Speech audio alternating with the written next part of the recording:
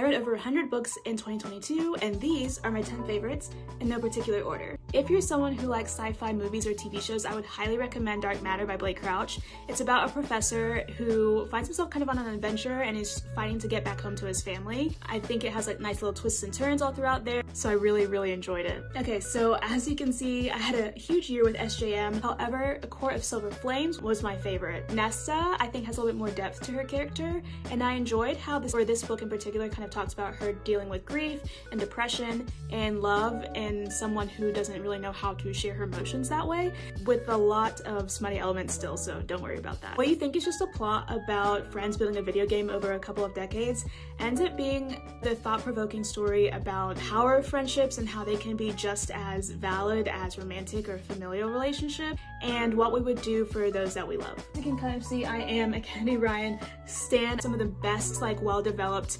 characters in romance. This one is a second chance romance, so we're trying to figure out their way back to each other, and it's set in Atlanta and Charlotte, so shout out. They're also unapologetically black.